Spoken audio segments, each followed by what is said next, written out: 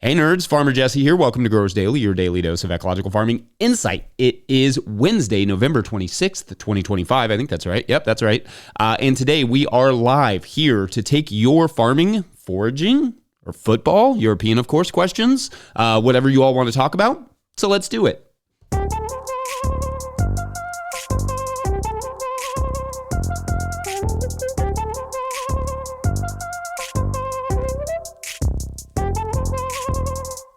All right, welcome everyone. I hope you all are doing well and feeling well and all those good stuff, all those good things. We are live today, so as you all trickle in and have questions, go ahead and put those in the chat. Mike is there handling the chat room, so you can also just say hi to Mike. Mike is good people, and just say hi. Everyone also give a big shout to him, just for all the work that he does and for managing all these questions. So get your questions into Mike. While you get those in, I'm going to bust out one of our ad reads today real quick. This one from our friends over at High Mowing Organic Seeds. High Mowing Organic Seeds is celebrating their 30th anniversary. Wow. With 47 fabulous new varieties for 2026. Highlights include downy mildew-resistant cucumbers, poppy that looks like cotton candy, and 12 new tomato varieties. High Mowing offers more than 750 varieties of certified organic non-GMO vegetables, flowers, herbs, and cover crops, all trialed for optimal performance in organic growing systems. Hugely important for seeds, by the way. High Mowing has the professional quality seeds and supportive grower reps to get you from seed to harvest. Visit highmowingseeds.com to request a catalog and use code 2626 no-till, 26 NOTILL for 10% off your order or of $100 or more. Huge shouts to High Mowing, for their support, and we love them as a seed company. We've, like when we were certified a few years ago, we used to love using High Mowing, just because all their seeds are organic, so it really simplified things for our, like bookkeeping and our, like record keeping rather, and for our certifier when we got our audits. So just having, just being like, they're from High Mowing, they'd be like, okay, those are organic. So that made things a lot easier. Again, as you all trickle in, you should get your questions into the chat, and Mike will get those to me. And while you're there, say hi to Mike. The voice is just like not recovered this season, and I don't know what that's about, but I think it's like everybody, the kids are going to school, so they bring something back and then, just kind of recycles through the house or something. But the voice is like not fully returned, but it will one of these days. I have full faith in that. Also, let's see, what have I been up to this week? Yesterday I finally did sow the carrots that I threatened to sow. I'm unsure about this. So the idea here is that I want to sow carrots now. I want them to they're actually getting irrigated as we talk, or as I talk. So I sowed them in the tunnel, and, I got usual bed prep stuff, broad forked, put a little compost down, broad forked, kind of worked that compost in a little bit deeper because it's kind of a clay spot. It's where they used to keep horses, so it's super compacted in that area. It's gotten a lot better, but it used to be super compacted. And then, so then I raked it clean, and then I sowed our carrots, and now I'm irrigating it with the intention of here shortly, maybe I'll cover it here like after I'm done watering it. And the idea in my mind is to have those slowly germinate, but I want them to come up in like early January. And then maybe even like early to mid-January when I usually sow my first round. So in the tunnel. So what the idea there being that if they can come up then and I can keep them protected, maybe I can get them to a good size by March and before they want to bolt. So I'm not 100% sure it's going to work. I honestly don't think it's going to work, but you never know. It's worth trying these things, and that's what I'm here for, right? So you all don't have to. I can try these things and see how it goes. Usually I would sow my first round in the tunnels in January. They wouldn't germinate until about February when we're starting to get warm enough temperatures. It isn't too hard to protect them. And then, then they size up and I pull them all by the end of April. So that's usually what I do. But in this case, I'm going to try some different things to get some food in March because that's our hunger gap. Keep your questions coming. Keep them coming in to Mike, and I see a few have arrived. William Curry, what's up, William, asks, how did the TEF trials go? Are you going to do it again next year? I love TEF. So, yeah, I mean, things that didn't work with the TEF All right, so just to back up, teff is a really good sort of summer cover crop. It doesn't go to flower super fast. It is a grain that folks use all over the world. But it is like it's just a really fine grass. It's a really great, just holds the soil in place, and it's not super aggressive. So my idea for it was to kind of use it underneath of things like okra or, tomatoes or something, or even in the pathways, just to kind of have that space there occupied by something that's more easy to get rid of.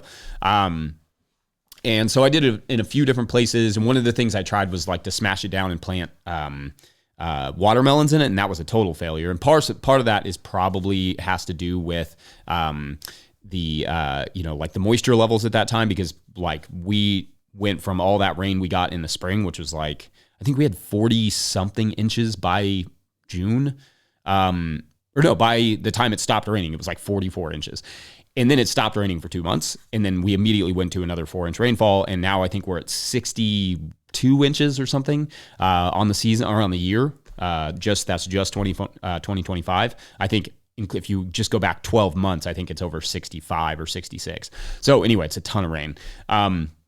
But there was a huge gap there where it was nothing. And I put the watermelons in like right at that gap, and they basically just never really got enough water. And I was trying to dry farm them. So that didn't really work, but I do like it. I think I'm going to use it in some pathways. I really love it like that. Mo's okay. It kind of comes back, but it mostly just dies.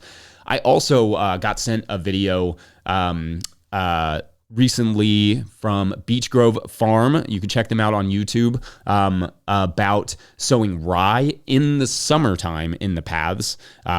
So cereal rye in the summer in the paths, because it's not going to go to seed in the summer. It needs it needs like to go over winter. So basically it just stays small and it chills all summer. So they were doing that this year, and I thought that was super cool for just holding soil in place, but also for us for like the living pathways. Yeah, so the teff I think could also serve in that spot. It is a little bit more likely to go to seed though, so I'm kind of interested in this rye thing. I'm going to keep playing with teff though. It is the most beautiful, just to have like a thick green, this thin sort of spindly grass. It is really cool. I mean, I wish I could have my lawn look like that. It was just really pretty. So yeah, ongoing, William, I think is the answer. Jacob B. Lloyd writes, whether it's silvo-horticulture, cover crops, or intercropping, do you have any recommendations on regenerative practices applicable to vineyards? Yeah, a lot of growers, I mean, they use a lot of cover crops in vineyards. And I mean, I think, there was one episode of the Winter Growers podcast that was probably like season 2. Gosh, I'm spacing her name right now. She's a famous vigneron out in Italy, I want to say in Friuli, but I could be wrong about some of those facts. But Clara interviewed her about her vegetable production in between vineyards, and I think that's super cool. Like that's what they do over the winter because they don't have like the big massive green to contend with the shade. And maybe they do it over the summer. I can't remember, but that was really cool. So that's worth checking out if you can find that. Just go to the Winter Growers podcast and listen to all of them. You'll find it eventually. They're all good. Then let's see, we did, there's other growers who are using fruit trees and stuff around their vineyards. Lots of cover cropping, lots of stuff like, a lot more biochar usage. Mimi Castile is doing some good stuff there. Also, clovers and that sort of stuff. I remember several years ago, I went to visit, these names are not in my brain right now for some reason. There was a guy out and she also interviewed him. No, somebody else interviewed him. Maybe I did. No, I think Mimi actually interviewed him. Eric Texier, that's his name. Out in France in the, sort of the Beaujolais region and the Rhone area. And he was doing like Fukuoka style white clover sort of wines. And I don't know if he's really doing that so much now, but he was doing like some Fukuoka style stuff that I thought was really cool. And we got to taste those Fukuoka wines. And I think that was like his first vintage. And I don't know what, if anything, has come of that. But Texier is a cool guy, like super thoughtful grower. And Yeah, there's so many opportunities for integrating animals, and that was, for a long time, was a big part of it too. There was a grower out in California, maybe it was Oregon. I think it was a Pinot grower out in Oregon that was integrating sheep and goats like years. This would have been like almost 20 years ago, and I remember thinking that was super cool because it wasn't something that you saw a lot at that time. I mean, natural wine was certainly coming on the scene, but it wasn't like so much about the vineyard practices at the time. It was kind of starting to talk about that, and people talked a lot about biodynamics. But that was something that was like another level that I thought was really cool. Can't remember the name of that producer, but there's lots of opportunity there for sure. In any sort of perennial production, like lots of opportunity for integrating animals. So yeah, totally. Let's see. Quick Z77 writes, going to keep turkeys in the garden this winter to kill everything out and fertilize the soil. Opinions? Sure. I mean, yeah, like you just have to move them enough so you're not getting like heavy concentrations of nitrogen, and make sure that you're adding some carbon source there just to both lock up that nitrogen and also just like to keep it from being too heavy in any one given place. Just moving the coops around, that's going to be the biggest thing. Like let's say you were going to use it, you said in a garden area, right? You just want to make sure that wherever they're staying overnight, where they're having the heaviest concentration of manure, that you're just kind of mobile. You're just like moving that probably on a day or at least every other day basis, or pretty frequently, just to keep it from being like a heavy concentration in one spot. Alternatively, obviously you could put some bedding down, let them stay over there overnight, and then just like keep adding bedding and then rake all that and, use that as like a compost or something later, like compost it and use that later. But I love turkeys. It's one of my favorite animals. When we were interning, we worked with like every animal. I worked with pigs and goats and sheep and cattle and did everything. But turkeys were like always my favorite because they just have they just have such personality. And they're just like goofballs. I really enjoyed raising turkeys. So that's a fun one. Yeah. They're not going to have a great day tomorrow, but that is that's the way the cookie crumbles, I guess. And let's see. Oh, William Curry writes, would like to know if Jesse is going to write any more books. Have worn out the book, and I basically want more. So I was talking to somebody about this recently. I don't know how, I'm not writing another book at the moment. I probably won't write another book anytime soon necessarily. I don't know a whole lot what I would add to the book that I already wrote. I mean, there's like little bits and pieces, but it would probably just be an update later. And there's a few different reasons for that. One is the Daily Show takes all of my time. Like if I have any spare time, it's all completely absorbed in the Growers Daily. And that is essentially, the amount of research and work that goes into it. It's like writing a 3,000 word essay every single day. So that kind of is a book.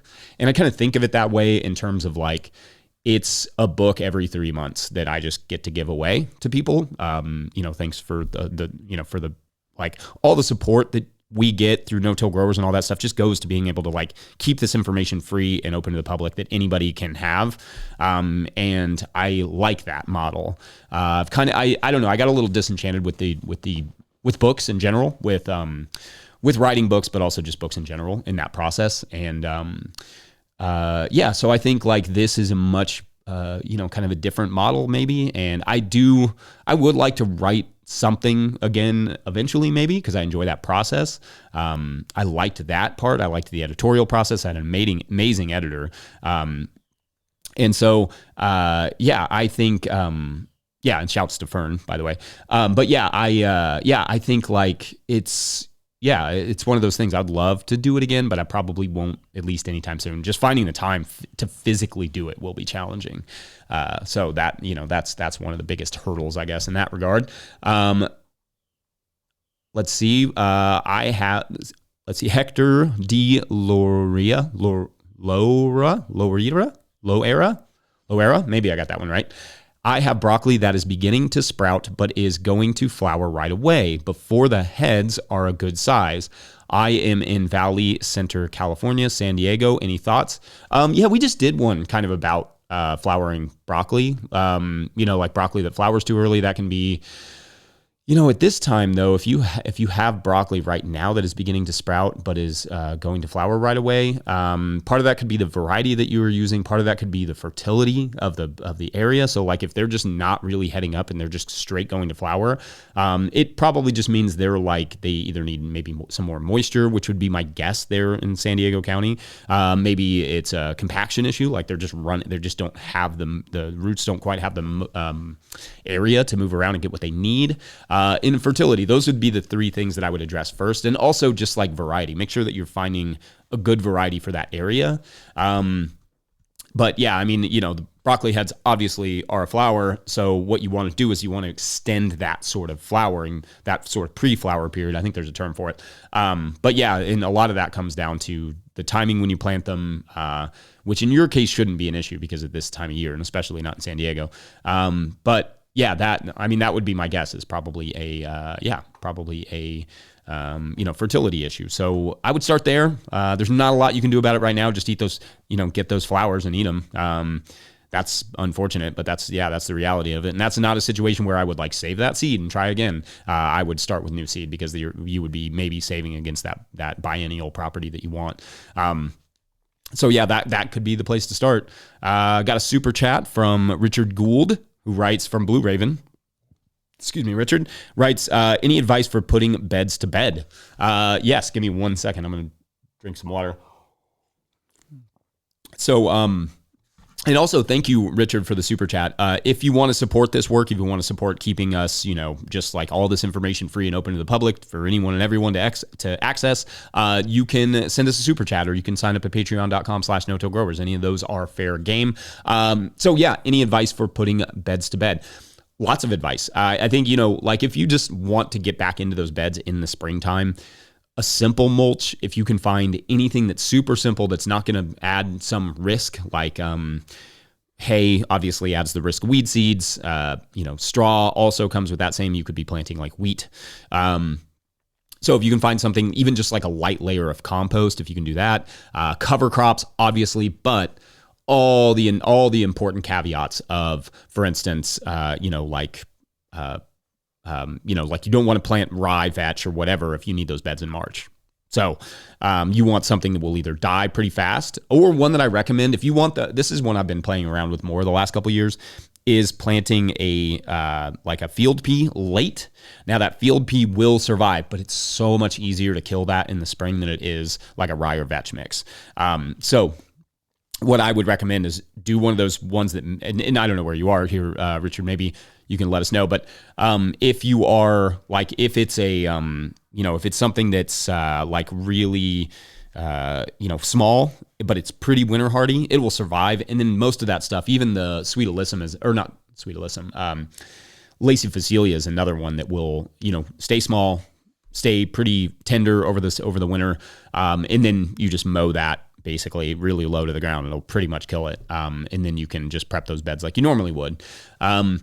Those are like, obviously, my opinion is that growing plants is the ideal. It just isn't always the ideal in the spring. So you want to just make sure to, whatever you choose, that it's going to be easy to get rid of. Like I wouldn't put daikon radishes in right now. They probably wouldn't survive anyway, but I wouldn't put something like that in case you're a little bit further south of us, something like that wouldn't, that would survive and then be, kind of annoying to get rid of in the spring because you'd have these nasty roots to deal with. But like, yeah, something like peas could be an option. Yeah. And then, like I said, like a light layer of compost or something else could be another option. I know that a lot of people will put like a light layer of compost, and then maybe some row cover or some, not row cover, like landscape fabric or burlap or whatever over top of that, so it doesn't like blow away or get washed away or whatever. And then you pull that back and you just plant in the spring. So that could also be an option. Yeah. All right. I got to do another quick ad read real quick. Today's episode is also brought to you by Farmhand. Farmers who partnered with Farmhand grew an average of 63% this year. Because it's more than software, Farmhand is your business coach and assistant, helping you sell out, save time, and grow smarter. The real data from real farms, shaping websites that convert, campaigns that sell, and fulfillment systems that run smoothly. Curious what that looks like? Meet the founder, Ari, at farmhands.partner farmhand.partners/no-till and see the same insights and support the fastest growing farms rely on every week. That is farmhand.partners/no-till. Big shouts to them. They've been longtime supporters. Let's see. We'll get back to these questions. Hector asks, Hector D. Low Era, I think I nailed that one this time, asks, I will try to dry farm garlic. Oh, I will also try to dry farm garlic. I tried a couple years ago and only had to irrigate maybe 4 times at most. Other than mulch to maintain moisture, are there any other practices I can use? This is funny. I just talked about this. We have an episode coming out Wednesday where I talk about next Wednesday, where I talk about that sort of idea, but then I was going to expand a little bit more on like dry farming techniques. The biggest thing with dry farming is your timing. So like you don't want to, like if you're in a drought and you see no rain in the forecast, don't put stuff out. And this is part of the why like soil blocks work so well, because soil blocks you can like, let's say you're going into a drought and you have soil blocks versus cell trays. Those cell trays like have to go out. You don't have a choice. But if you're in a dry farm situation, you can keep those soil blocks in your greenhouse for longer and keep them watered until you see some sort of rain in the forecast and then put them out. So timing is a big part of it.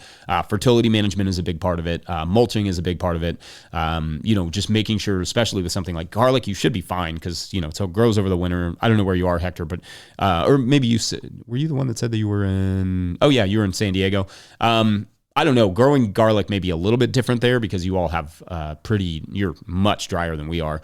Those are the biggest things, like maintaining moisture with mulches, I think is a huge one. And then, for that, just lots of good compost, like make sure your soil is nice and rich. Those things will definitely help. And let's see, Bygrage writes,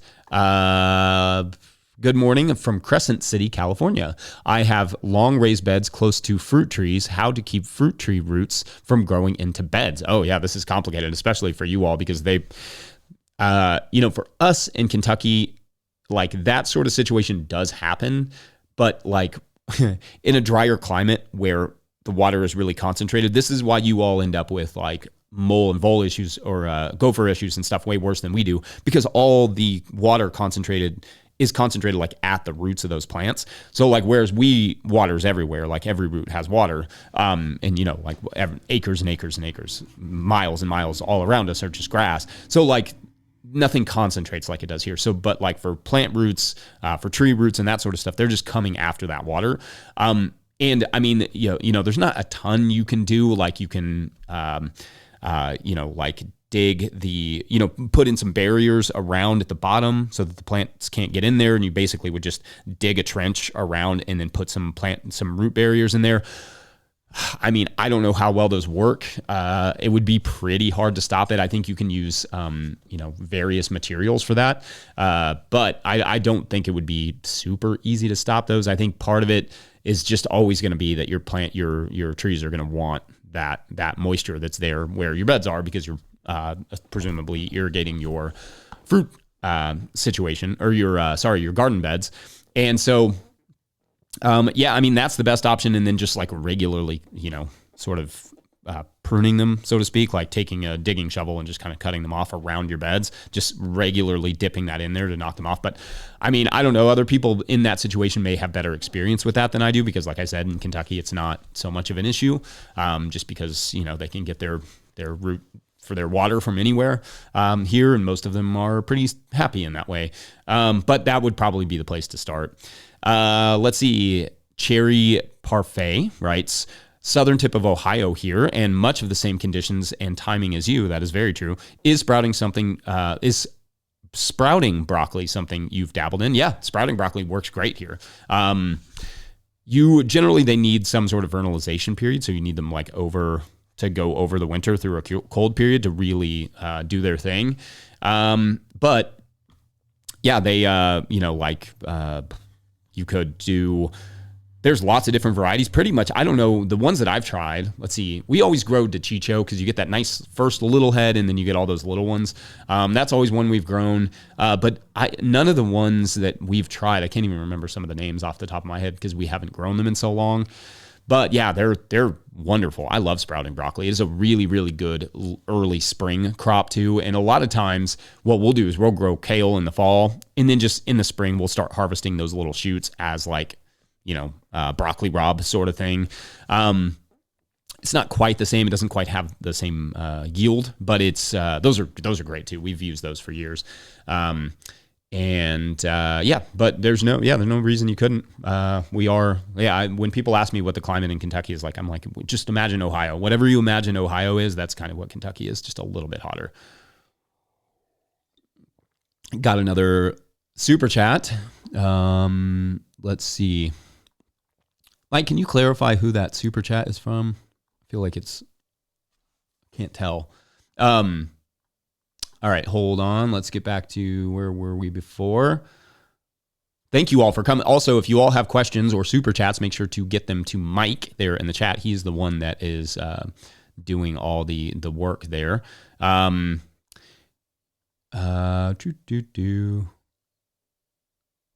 Hector just shouted out a donation. So, thank you, Hector. Appreciate that. You rock. Okay, and then, got another super chat from Doug Libby. What's up, Doug? Just a super chat to say happy Thanksgiving. Thanks, Doug. Appreciate you. Sorry, I'm saying a lot just because I can't often read these very well just because of the light. All right, so Gravel Boss writes, I work at a biosolids composting facility. Research shows adding biochar with growing sunflowers work to lock up pharmaceuticals, etc., while the sunflowers help to remove them from the soil. Thoughts? Yeah, absolutely. This is a thing, and there are studies to back that up. And I think I talked about those relatively recently. Both biochar and sunflowers are capable of some amount of remediation. Now, the complication there is that lots of plants do this. Sunflowers are really good at bioaccumulating certain things. I think heavy metals. Other plants are better for bioaccumulate. Like they're testing. I've seen various research that shows like we're testing this one versus this one just to see who can bioaccumulate better. So anyway, sunflowers are really good at it. And what they do is they draw out those nutrients, and then you have to get rid of those sunflowers. That's where the complication comes in, is that you all of a sudden you have this sort of like toxic plant, right? So you have to find ways of disposing with that, but it can at least move those chemicals or those nutrients or whatever the problem is from one place to another. It's pharmaceuticals, it's herbicides, it's PFAS in some situations. So like the forever chemicals. So yeah, it is definitely a thing. And I think that's cool that you're working in a biosolids composting facility that's doing that sort of stuff. Or presumably they're doing that sort of stuff, or I hope they are. That would be very cool. Let's see. Cooper Poo. All right. Writes, what are the thoughts on biochar? When should this be added? Fall or spring? As long as it's like inoculated, right? As long as it's been soaking in compost tea or in compost, it doesn't really matter necessarily when you add it. I think probably ideally just to get it established, I would do it in the fall, but it doesn't really matter. It's just that inoculation part that matters, right? Getting it, like fully, sort of occupied with microbial life and then adding it, right? You don't want to add it. Like if you're adding raw biochar, you definitely wouldn't want to do that in the spring. If you had to do that for some reason, and there's no reason to, but if you did, then you would do that in the fall, but there's really no reason to. You could basically just make like a compost slurry and then just soak all your biochar in that and then add it. Like and just, do that for a little while. And then at very least you're occupying some of the pores in the biochar with microbes. And that way, instead of doing it, the reverse, letting the soil do that work. In other words, you wouldn't want that because that's going to suck up some of your nitrogen and it's going to lock up your soil, and you wouldn't, that wouldn't be ideal. So yeah, I mean, it doesn't really matter. Fall or spring's totally good. Permaculture Homestead asks, do you ever forage? I used to forage a ton. We used to forage for restaurants. And I don't so much anymore.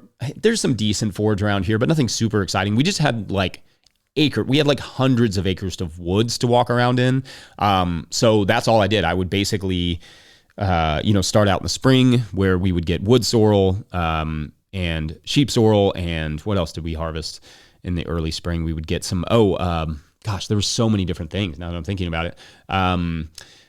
Some of them I can't even remember the names of them. But we would get, we'd go for morels. We couldn't find a ton of morels. Sometimes we'd find a good batch if it was a good season.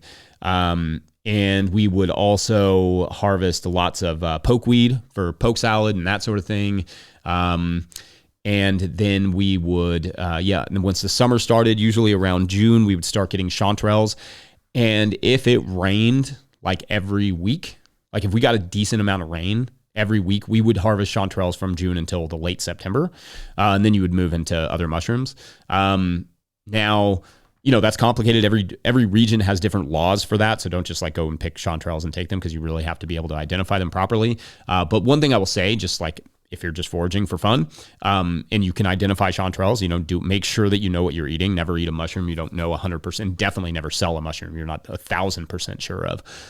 But if you know what you're doing and you can harvest them, but you can harvest, like everybody says, like, be gentle, like with the harvesting areas. But what we found in our area with chanterelles is that it almost seemed like the more you harvested, the better they did, like the next season. So like we stopped being so gentle on our harvest with those. And you can try this a little bit. I'm not going to recommend this. Maybe it's just the varieties that we had, the species that we had, but we would harvest them really hard. Like basically everything that was up. And then throughout that year, but then the next year we would just get tons of chanterelles. It just got better and better. So yeah, part of that is moisture. It's almost like irrigation. Like it has to have consistent moisture to consistently produce. But that was one that we did a lot. I mean, we would sell hundreds and hundreds of pounds of chanterelles every season. So that was that was fun. We would do that. It was hard though, because it was always in the middle of the summer. So like on a Friday night usually is when I would go out. Like I would be exhausted from harvest. We'd have market the next day and I would just be like, I'm going to go bust out 10 pounds of chanterelles, and I would just go and see what I could find. And yeah, that was tough to throw that in there, but and then there's lots of various other mushrooms. There's also lots of stuff. We did lots of flowers. I loved foraging, and I still love foraging. We don't have we have some spaces that have some decent stuff, but and we've there's a few crops that we've kind of like encouraged, ramps and that sort of thing. Over the years is a big one, ramps. But yeah, I'm a big fan. Always, foraging is great. And let's see, I'm gonna drink water real quick. Hideaway Homesteader asks, hello, we are overwintering potatoes for the first time in Southern Ohio. Our weather patterns have been crazy this week. Had some 60-degree rainy days. Worried about them breaking dormancy. Any advice? We're in a similar region, presumably, but we've never overwintered them.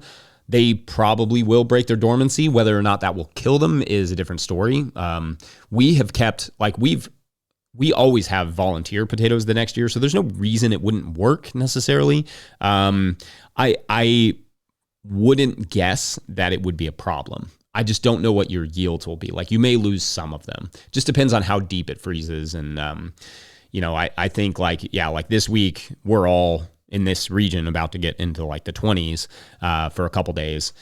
So yeah, it'll probably freeze. But I think, potatoes, like our potatoes break their dormancy probably around this time every year too. Just the ones the volunteers that we didn't catch when we were harvesting. And then we end up having potatoes in the spring anyway. So it's not something I'd be super worried about. But I mean, I don't know. Let us know how it goes, because I'd be interested to know if you can do that well and get a decent yield off of it. Never really tried it, but I'm definitely game. I love that sort of stuff. All right, we're going to take we got one more quick ad read. Well, we got two, but I'm going to do one right now. And this one is from Johnny Selected Seeds. Johnny's is a proud supporter of Growers Daily. We appreciate them. At Johnny's, they do more than sell seeds. They grow them. They trial them to see how the seeds perform on their research farm in Maine and across the U.S. and Canada. Only the best varieties are added to their catalog and website. When you need proven varieties you can count on and get detailed guidance from seeding to harvest, consider Johnny's your trusted growing partner. Go to johnnyseeds.com. Another seed purveyor we use a lot. And Salanova is definitely our biggest Johnny's products, but we use a lot of their different seeds, a lot of their tools. We really appreciate Johnny's for all their support too. Let's see. Where are we? Maxwell Grant asks, what are the best crops to rotate through the winter in a high tunnel? I mean, I guess it depends on what your goals are. Like I don't do a lot of rotation necessarily in the tunnel in the winter. Basically, like what I'm trying to do most years is plant heavily in October, let it all grow, and then harvest it as much as I can through the winter. Do another planting like usually in January for our spring stuff. So that's like my rotation would be, we'll have kale, carrots, spinach, lettuce going into the winter. Kale will pretty much stay there all winter, more or less, depending on how well I protect it. And then in the spring, the lettuce will be done. So we'll plant another round of lettuce. This time we're actually going to plant it a little earlier than we normally do, but usually in January, we'll plant our carrots in January. Well, another round of carrots, because those will all be out. And then we will also plant, we'll do another round of spinach. Usually around Christmas, I start thinking about another round of spinach. And so, yeah, that's kind of it. I mean, we don't do, because you can only get so much. I mean, I know a lot of people will grow like things like arugula. But you can only, the winter's so slow. Like December, nothing grows.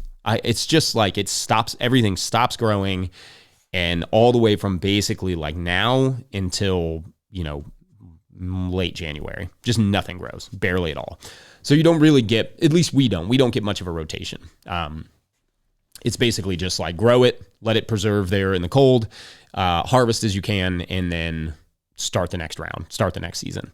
But yeah, that's kind of it. I mean, you could do lots of different stuff though. You could have arugula in there. You could have things like mosh, claytonia. What are some other things? Yeah, you could do lots of different carrots. Herbs, cilantro is a good one. It survives pretty well in the winter if you cover it. And parsley's okay. Like it'll get hit earlier than the cilantro will, depending on how well you cover it and stuff. But honestly, in a tunnel in our climate, 6B, Central Kentucky, if we throw like 2-row covers over stuff, like lettuce, for instance, we can pretty much get that all winter, even if it gets down into single digits. So that would be like the -12 or colder if you're in Celsius. So yeah, it's not much of a rotation, but that's kind of the idea. Let's see. Doug Libby asked question, if one were to lease land, what % of the yearly expenditures should be the lease? Happy Thanksgiving to all you farmers that grew the food on our tables. Much gratitude to you all. Thanks, Doug. All right. So what percent of the yearly expenditures? I mean, that's a tough call because, if you're going to compare it to like a mortgage and all the insurance and stuff that you have to have for owning a house, like there's almost no amount of money that it would not come anywhere near there, right? So it depends on if you're leasing a house with it, but if you're just talking about the land should really only be a few $100s per acre to rent, even in like pretty nice areas. It just depends on the person leasing it to you. It depends. I mean, if there's a house there, that's a different story, like I said. But if you're talking just strictly the land, even if it's $500 a year, $1,000 a year, like that's significantly less than a mortgage. That's, to me, that's, if you're running an actual farm, like that's pennies. But it's not, I mean, there's still an expense there, but like it can get, these things can get pretty expensive. I don't know that I have a perfect number for that though, in terms of a percent. It's an interesting question. I don't know. I'd have to think about that one. Maybe if I sat down and actually like mathed it out, but it really shouldn't be that expensive. It just depends. Like if you're trying to lease like an acre in the middle of, I don't know, Minneapolis or something, and it's like in town, that's going to be a different story than if you're trying to lease like an acre out in the countryside, where I think last I checked, I mean, you're talking $300 to $400 an acre for most. Like if you're a corn farmer and you go to another farmer and you're like, hey, I want to lease all this land from you, they'd say, great, it'll be $300 an acre or whatever. That wouldn't be an unreasonable amount of money. So but as a percentage, I think that'd be harder for me to nail down, but it's a good question. At Christopher Davies asks, morning, you have inspired me so much this year. Thank you. Any tips on finding good cash crops in your really early years with minimal zero customer base, or minimal to zero? So that's a good question. starting with the fast stuff, honestly, market research is where you have to start. You just kind of have to figure out what is missing in the market. Maybe depends on where you want to sell and how you want to sell it. The best cash crops in terms of like just a quick profit, like actually getting some cash flow, tend to be the faster stuff, right? So microgreens, radishes, lettuces, those sorts of things. But, like in terms of finding like a customer, it's not worth growing those things if you don't have a customer base. So it is important to do that market research and just be like, what of these like faster crops, like look, you can even get the Johnny's catalog, which I probably have. I don't know. This is probably one of 10 I already have, and farmers will know what that's about. But like just go through, find the stuff that is the fastest day crops, and then make a list of those, and then go and see which of them have a market. So you may be like, okay, well, bok choy, tatsoi, those are fast. Is there a market for this? Or microgreens. Is anybody doing microgreens in my area? Just check it out. Like go to the farmer's market, go talk to some restaurants, like, just stop in, like when they're not busy, right? Like when they're not about to be in service or anything like that, or maybe you just even go eat there when they're on a slower day and see if you can talk to the chef for a minute and just be like, hey, I'm looking for things that you're missing. Or do you need microgreens? Do you need lettuces? Do you need this or that? That's your market research, and that is like the start of any business, right? Any business has to start with the business plan. So, in farming is no different. I always say this, like we over romanticize what we're doing here. It is romantic. It's super cool what we're doing, but if we want to do it professionally, you have to treat it like a business. And so, yeah, that part is that's the first step, is getting that, figuring out what the customer base looks like. So yeah, it's a great question. I love it, Christopher. All right. Let's see what we got here. Make sure I'm not missing any. Okay. Danny Luzin, never sure exactly how these all go together. So Daniel Luzin, asks, or Dan Illusin, could be any of these. Any updates on stage on the various cover crops are at what? Wait, sorry. Read this one wrong. Any updates on what stage your various cover crops are at right now? This is a good question because I actually was thinking about doing this recently. Just want some sanity check on stuff like crimson clover and peas and oats. Great question here, Dan. So basically, our cover crops, so depending on when we sowed them, like our peas are still up and pretty tall right here in Central Kentucky, Zone 6B.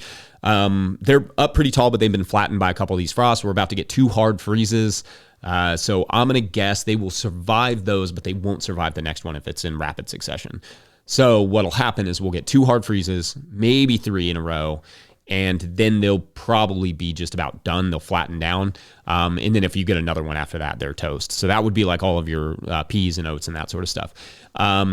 Then things like crimson clover should be at about, 8-10 inches. Just depends on when you sowed it. For us, I can't remember. It would have been probably late September, early October when we were sowing that crimson clover. And it's, roughly 8-10 inches tall, maybe a little bit lower than that. And it'll get hammered down a little bit. It'll stay close to the ground. Rye vetch, really small, like 3 or 4 inches tall. Because we sowed all that. All of our rye vetch didn't start till the beginning of October. So so none of that should be very tall. You don't really want it very tall going into the winter, because then sometimes it'll, depending on how harsh your entry into the winter is, it can die. So you want it kind of small, staying small. And then we have some peas that we sowed late too, that we sowed around that time, that are closer to like 3 inches tall. So I don't know if that gives you somewhat of an idea there, but that is, that kind of is where we're at on winter cover crops. So I hope that matches what you were thinking. At Manor Gates Market Garden. Hey, Jesse, I would like to know your thoughts on how a market garden should develop season after season. I watch a few different YouTube channels, and it seems like around 10 seasons in, systems are established. It's hard to put an arbitrary number on this, because a lot of things can change within a few years. You get better at your books, you get better at your growing, you get a different customer base, or maybe you go down one road. You're like, all right, I'm a CSA farm and I'm going to do this. And then you get to year 5 and you're like, there's this whole other market that I'd like to do. So I'm going to pivot to farmers markets. So like, does that reset you, and how long it takes to develop? Maybe. I think, you should have a good picture of where you're going. Like you should start with a plan. Like at 5 years, I want to be here, and in 10 years, I want to be here. And then you should just regularly sort of update that as it goes along. So like if you do make a huge pivot in the middle of all that and like 3 years in or whatever, just reevaluate and be like, all right, so 5 years from now, I want to be at X. 10 years from now, I'd like to be at X. But I don't think it's valuable necessarily to put an arbitrary, like every farm should be at X by this point. I just think it's good that you have a plan for what you can do and what you hope to get out of it. And then that way you're always, you have a target that you're sort of going for. We've pivoted several times, and it's like sometimes you get lost in this fog of like, where are we going? What are we doing? But it's good to step back and be like, okay, so now this is what we're doing. So now with this product, with this idea, I want to be here in 5 years, or I want to be here in 10 years. It's hard to put an arbitrary number on it though. I think that as long as you're feeling good about your systems and you're improving them and you're improving your soil, and you're getting to know your customers, you should have a good idea in 5 years, like how far, or if you're on your way, right, to whatever your 10-year goal was. I know that's not a super helpful answer maybe, but I think that's a place to start at least, is just look at that market, that plan, your original plan, and just make sure that you're on track or readjust it. But great question. I love that. At McKenna, Andrew Fox writes, do you think it'd be okay to winter mulch my beds with direct from the barn animal bedding, not smelly, well-balanced carbon to nitrogen? To directly put that on your beds in the wintertime, I don't necessarily see a problem with that. In an ideal situation, I think you would just go ahead and compost it if you can. Like if it's not too much work to just go ahead and build a pile and compost it, because you're going to get a better microbial makeup. You're going to get a lot of those nutrients. It's not going to be like uneven where you're dealing with like, oh, well, this part of the carbon's broke down, but this is like not, and there's like a big chunk of just dry carbon right here, when you're trying to plant in the spring.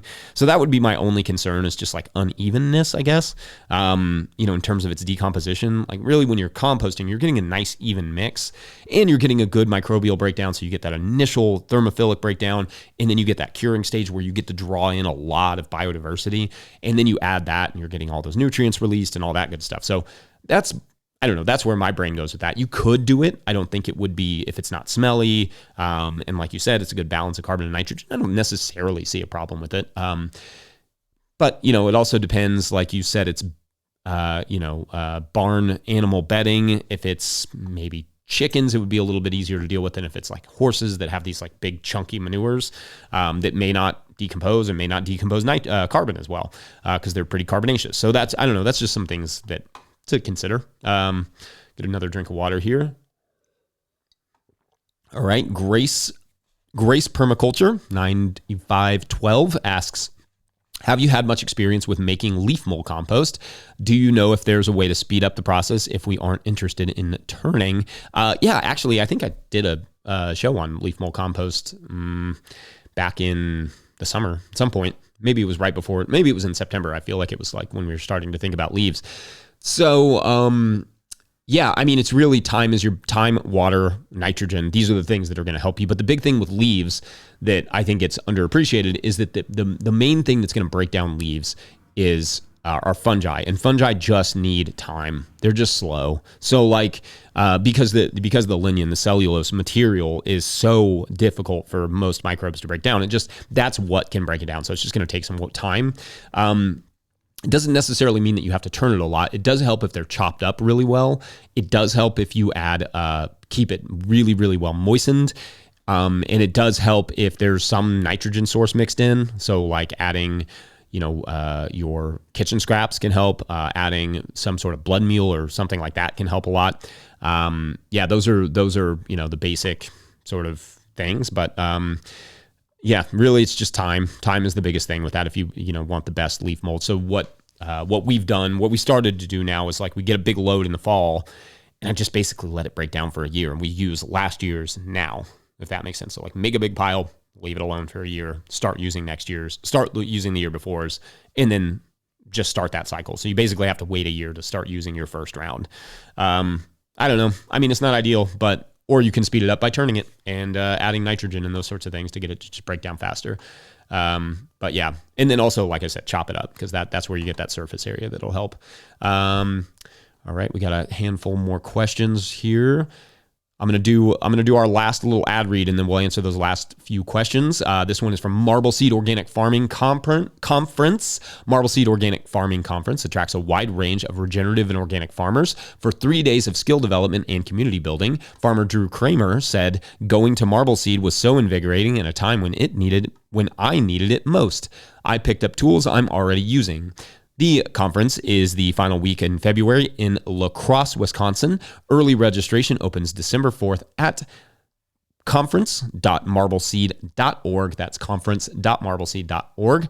All right, that is cool. December is like next week, so that is super fun. All right, let's get these last few questions, and I've got 10 more minutes. What's a good cover crop? Fruit Pruning Channel. What's a good cover crop that will grow in mulch between garlic harvest and garlic plant? So like you want to grow I think if I understand the question right, you're going to grow the garlic, harvest it, grow a cover crop, and then plant more garlic. That sounds like what you're doing here. So it depends on where you are. If you're further north than us, your garlic doesn't come out until like August. Like up in Canada, like most of their garlic doesn't come out until August, which is bananas to me because our garlic comes out in June. And we can put a whole other crop in between garlic in the winter time easily. So what we'll do is we'll haul the garlic out, cover that area with a cover crop, usually something like, let me take that back. One of my favorite things to do, especially for us in our climate, is pull the garlic, separate a little bit of space in where the mulch was, put in, I think I just talked about this, put in some winter squash, mulch that with some more hay, and then just let that grow all winter. And then we'll either pull that mulch aside and put a rye vetch or something in the fall, or we'll sow some crimson clover right over top, and it usually germinates pretty well right there on the surface. To answer your question, to have one between the garlic harvest and the garlic planting, probably something like, let's say you have a full 2 months or 2 summer months ish. I would think something like a vetch, sorghum Sudan grass. My voice is running out. Sorghum Sudan grass. You could do Sesbania is a good one if you're not too far south. Something like if it's a real fast turnaround, like you're at the end of August or something, and you just want to get something in there for a little while before you plant your next round of garlic, presuming you're not. I'm hoping you're rotating these, but let's assume that you can't for whatever reason. You could do buckwheat. Buckwheat is not going to cleanse that soil like something like sorghum Sudan grass will. Teff, like I said, has been playing around a lot with that. That's a good one. And also, if you don't plan to grow like a cucurbit or something in there, you could throw like a winter squash or something in there just to kind of like liven it up, give it a little bit of different mix. And radishes and that sort of stuff. You could throw a little bit of brassicas in there, sure. Sky's kind of the limit in that. If you're just gonna, cover it, mow it, and then maybe lightly till it or whatever you're gonna do to get it ready for the next crop. I think that would probably be my approach. At GB Organic Farms, I'm in Ghana. Cool. Do you have any advice concerning dry season vegetable cultivation? Dry season vegetable cultivation. Like the biggest thing with, dry farming when it comes to cultivation is, and I don't know the climate of Ghana at all. I'd love to. Maybe one of these days I'll make it out there to see your farm. But mulching is going to be a big one. I'm not sure how much carbonaceous material you all have access to. That helps a lot with cultivation. In terms of like just general cultivation, after it's like you plant it, you get those crops really well watered in, and then you make sure to cultivate them immediately. That will help a little bit with the soil moisture, but it'll also help with weed prevention.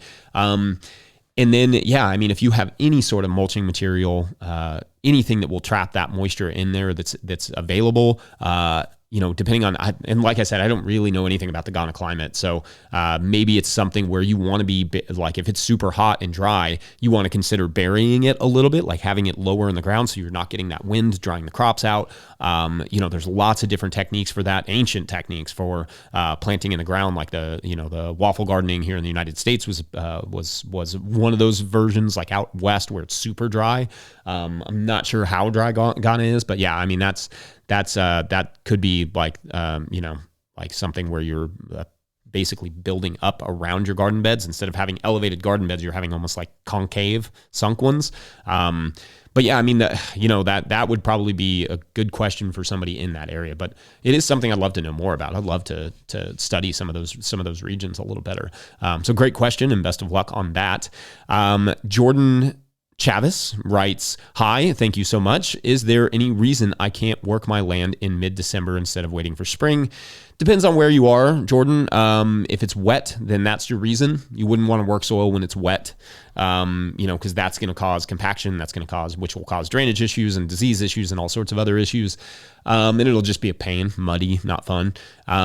So that's the biggest thing. If you're in a region that's not wet right now, like if you're maybe further south than us, then no, there's not necessarily, if the conditions are right, there's no reason that you wouldn't, like, if it were dry here, and but cold or whatever, yeah, I would I would have no reservations about plowing up a plot of land and then making those beds and getting that all ready for the spring, and then maybe throwing a tarp over top and just pulling that back and planting in the spring. Like just get it ready right now if I could, sure, and if I needed to.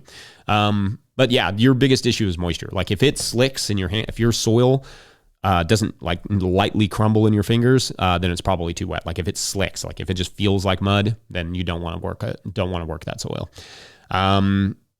At Excel 101 asks, how loud did you scream when that penalty was saved against Brentford? And would you send the same player twice for a PK?